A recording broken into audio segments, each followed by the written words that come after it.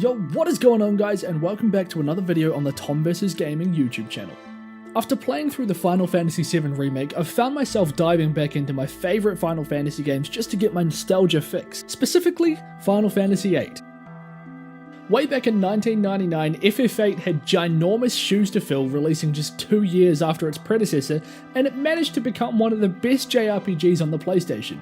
The story of Squall's journey is a lot more grounded and deals with humanity on more of a personal level than Final Fantasy VII ever did. After playing through part 1 of the Final Fantasy VII Remake and having my jaw fall to the desk after seeing every little detail in the game, I can't help but hope that my favourite entry in the Final Fantasy series gets the same treatment in the future. However, if Final Fantasy VIII ever gets a remake, there are a few things that need to be adjusted a little. Well, a lot. So without further ado, here are 5 things that need to be changed in a possible future Final Fantasy VIII remake.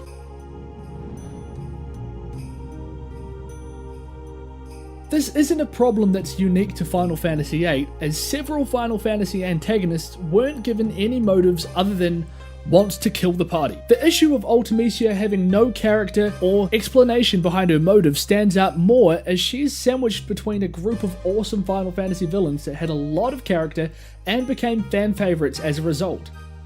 Ultimecia looks bland when compared to the likes of Kefka, Sephiroth, Kuja, and Seymour. The Final Fantasy VIII Ultimania guide gave Ultimecia a motive, as it explained that she knew that she was destined to be killed by a member of SEED, so she wanted to control time in order to prevent it from happening. It would have been nice if she had explained that in the game, instead of leaving her motives in the supplemental material.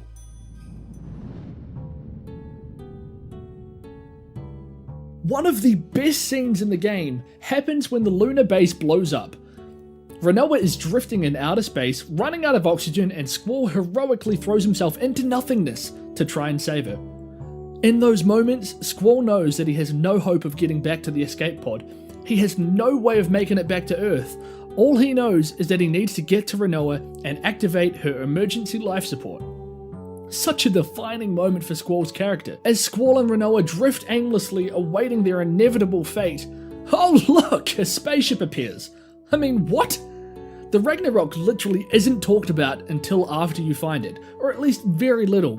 And the fact that it was drifting directly towards Squall and Rinoa while it has the entirety of space to travel through is more than fortunate. This scene would have been vastly improved by establishing the Ragnarok's existence beforehand, and maybe giving some bullshit excuse of a passive security system that saves nearby individuals floating in space.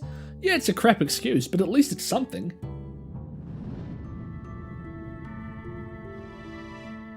Final Fantasy VIII is a game about time travel, as the main villain is actually a sorceress from the future who found a way to manipulate events in the past. She's able to control the mind of a sorceress who exists in the present day, which is what happened to Udea. Squall and his team travel to the future in order to stop Ultimecia. This involves going to Ultimecia's castle and defeating the guardians that reside within before taking on the sorceress herself. The most annoying thing about this segment of the game is that you can explore the world map of the future, but everything is covered in a force field that prevents you from entering any towns or cities.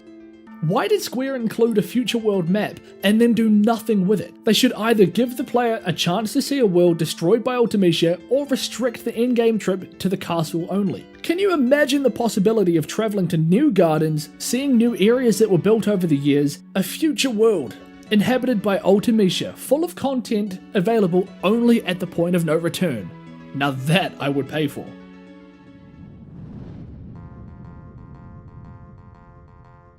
Everyone by now knows how easy it is to break Final Fantasy VIII. Getting in-game stats before leaving on your first mission? Sounds far-fetched, but FF8 makes that possible. Getting in-game stats is just the beginning though, because you can also buy and sell items in the game to create an infinite source of guild, meaning you can have an infinite source of items, some of which can be used to increase your stats even further. The Final Fantasy VIII Remake will need to restrict how much you can do in the early moments of the game to avoid making the game far too easy. No fun in a game that has no challenge.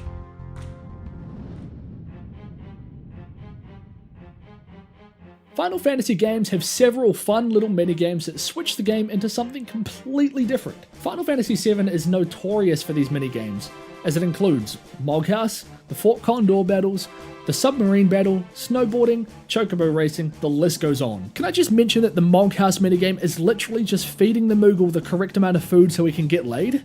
Hell yes. Final Fantasy VIII teased an awesome minigame that never came to life. Zal shows up to a mission brief racing around on a T-board, suggesting that it might come in useful on a seed mission. However, it's confiscated and we never have any sort of follow-up on it. The introduction of the T-board felt like it was building up to some sort of racing minigame that could have rivaled FF7's snowboarding.